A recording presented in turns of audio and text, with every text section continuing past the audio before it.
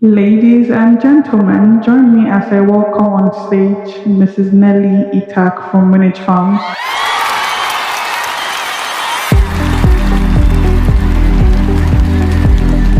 I work with Winich Farms, an ag-tech startup from out of Nigeria who is enabling the last mile farmer, eliminating the marginalization that is happening at that level and ensuring that food gets from the farmer to the processor, eliminating the entire chain of middlemen that were probably used to before now.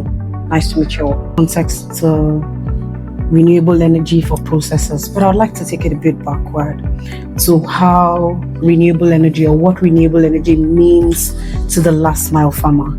Because at Winich, we deal with the last mile farmer, the very guy in Bogozo, in the very interior place in Kebbi. Imagine having a solar powered pumping machine in your farm or an irrigation system set up for you.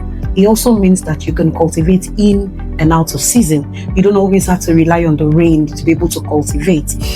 So if we can get it first at that phase, we can now begin to talk about preserving this product after harvest, And for us at Winich, it's been very interesting, courtesy the partnerships that we've been able to enter with some financial institutions. And as a result of that, we've been able to provide storage facilities for these farmers in these rural areas, which means that they don't longer need to sell off all their produce because of the fear of post-harvest loss and do that at no cost or at no margin for themselves, so you could sell off maybe 20%, because you can all agree with me as the final consumer here, when the product is in season, there's so much to what you can preserve. Same applies to the processor. But if this product if we're all comfortable that, okay, this product is going to be available year in, year out, it also gives us a clearer vision to be able to manage the entire process. So with our storage, and then it's important to mention that the storage we have provided for the farmers from Winich comes at no cost to the farmers, which is completely different from the collateralized credit. And then for collateralized credit, it's a case of you probably need some funds, and then you don't want to sell off your produce. So you're just looking for where to use your produce as a collateral and get some funds to help you stay afloat. Maybe buy seedlings for the next agricultural phase, or you just need to pay up some bills at home, but you don't want to sell your produce. We're happy to help store that produce for you, give you a little fund, courtesy the partnerships we have with the likes of Seedfy. Give you a little fund, and then by the time the product feels like a good margin in the market, we're happy to give it back to you. And the margins for this are really low. So for us, renewable energy is a big deal, which is also a conversation that is ongoing for us, because it matters to us that the last mile farmer no longer gets marginalized in the entire process of the agricultural chain, considering that they do the bulk of the work. They are the ones who get their hands dirty.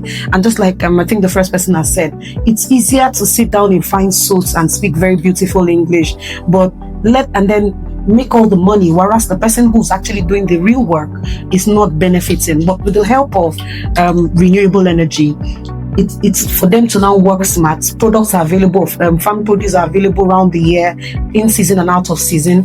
Everybody's happy. And produce free. How do you ensure that your business stays profitable?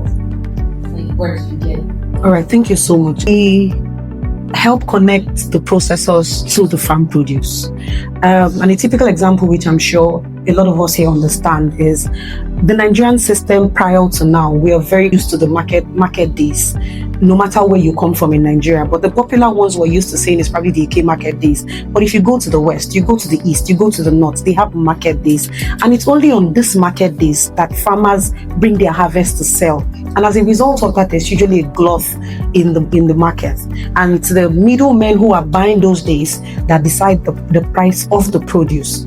So for us at Winich, what we decided to do was replicate what you would typically know as the POS terminal in the northern community where these farming communities are. So farmers no longer have to wait for those market days to sell their produce, and processors no longer have to travel to these rural communities to start sourcing for products from one community to another. With the tap of a button using our app, You could put your KYC, the quantity of produce that you want, and it could be delivered to you. Why? Because these farmers, day in, day out, take their produce to these fulfillment centers that we have been able to position and sell. And the beautiful thing is, because of that system, we have completely eliminated the middlemen. So the farmers no longer get marginalized. They now get good margins for their produce. They're no longer afraid of post-harvest loss, because they could sell at their comfort, and if they feel like today's price is not good enough, then they can come back tomorrow. And it's been a beautiful experience. So that's been our model. So with all of that storage of their produce, by the time they are ready to sell with the good margin, we're happy to mop up the products from them and then make it available to the processors.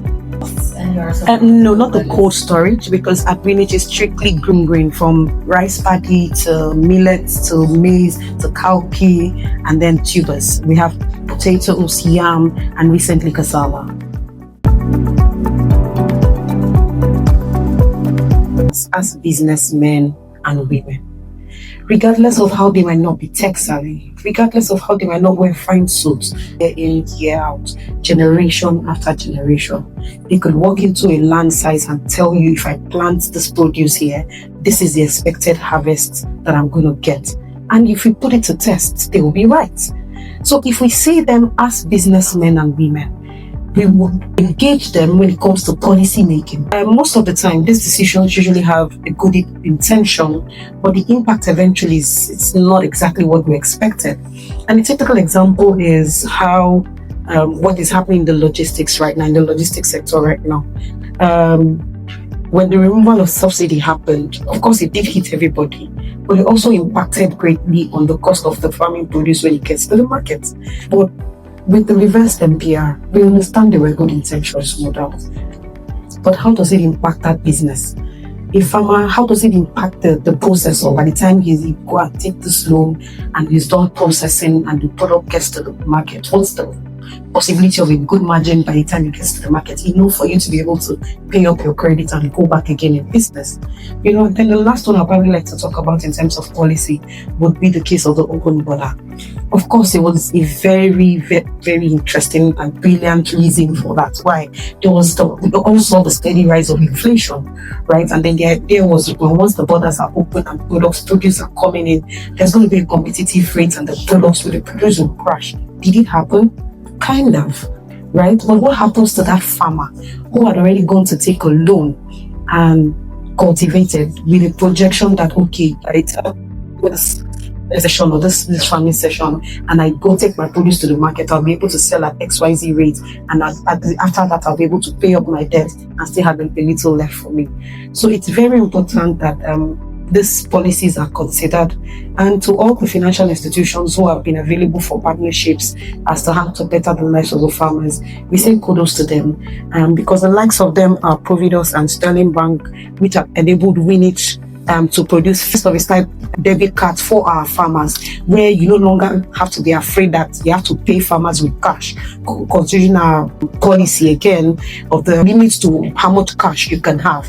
So now you can walk into this rural environment and transact with the farmers and still do a transfer to them, and they are comfortable and convenient that the money in my card is equals to the money they're supposed to be, or the money in my pocket. So as for call to action, I think I'll just end with these policies, policy makers consulting with the last mile farmer, understanding that they are businessmen and women, and when by the time they're making these policies, it definitely impacts on the entire train all the way. Thank you so much.